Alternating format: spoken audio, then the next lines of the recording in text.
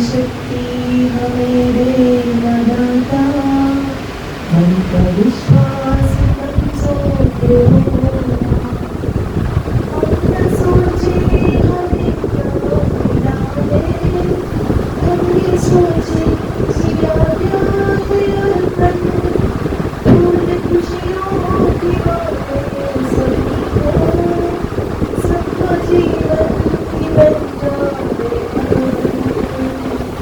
अपनी करुणा का जल तू बहा के, हरि मन का बोला।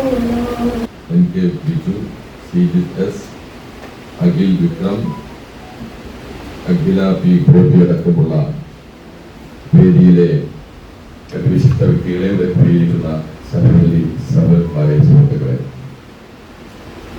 ഇന്ന് ടൂറിസം വകുപ്പിന്റെ സഹകരണത്തോടെ കേരള ഹോം സ്റ്റേ ടൂറിസം സൊസൈറ്റിയുടെ നേതൃത്വത്തിൽ ഏകദിന ശില്പശാല നടത്തുകയാണ്.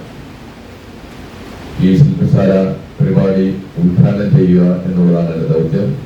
വളരെ സന്തോഷത്തോടെ പ്രാർത്ഥനയോടെ ഈ ശില്പശാല പരിപാടി ഉദ്ഘാടനം ചെയ്തതായി ഞാൻ അറിയിക്കുകയാണ്.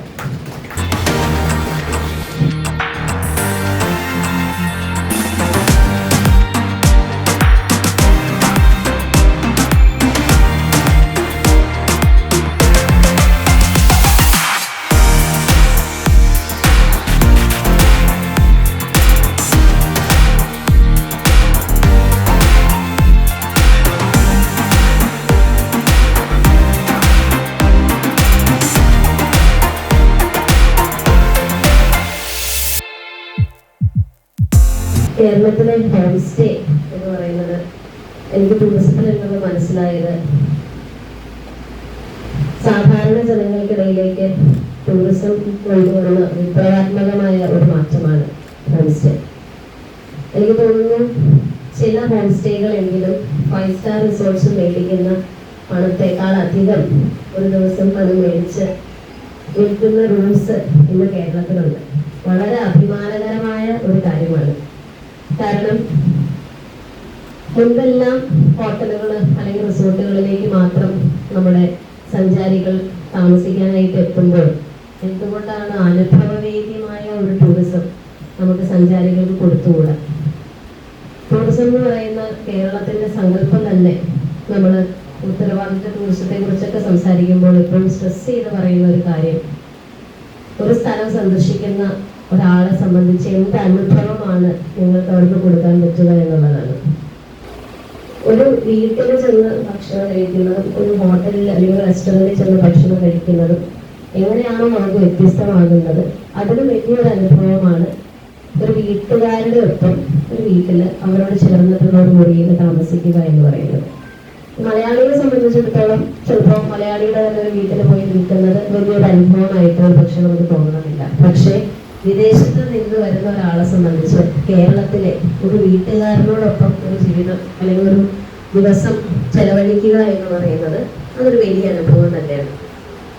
ഇപ്പോൾ ബഹുമാനപ്പെട്ട MLA വെള്ളയപ്പം ചുടുന്നത് കാണാനായിട്ട് ആളുകൾ വരുന്നുണ്ട് എന്ന് പറഞ്ഞു. നമ്മുടെ കുമരകത്ത് ആളുകള് വന്നിട്ട് തൊട്ട് നോക്കുന്നുണ്ട്.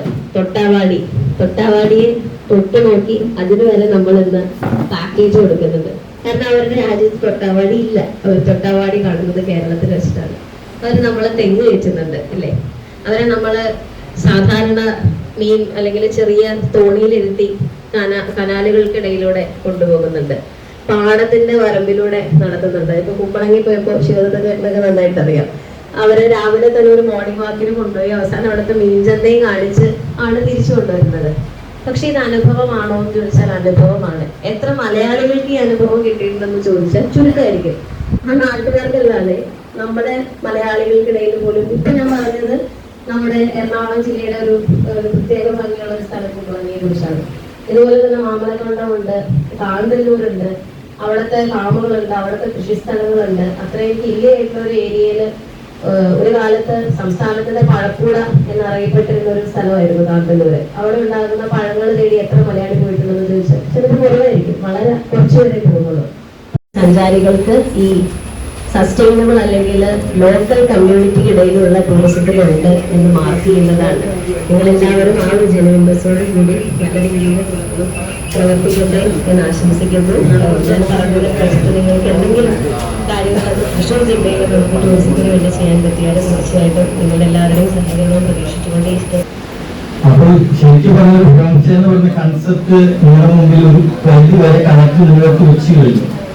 ഇനി അതിന്റെ പോരായ്മകളാണ് നമ്മുടെ രജിസ്ട്രാറിന്റെ ക്ലാസ്സിനോട് കൂടി കിട്ടുക. വളരെ വളരെയധികം സാധ്യതകളുള്ള ഒരു മേഖലയാണ് ടൂറിസം.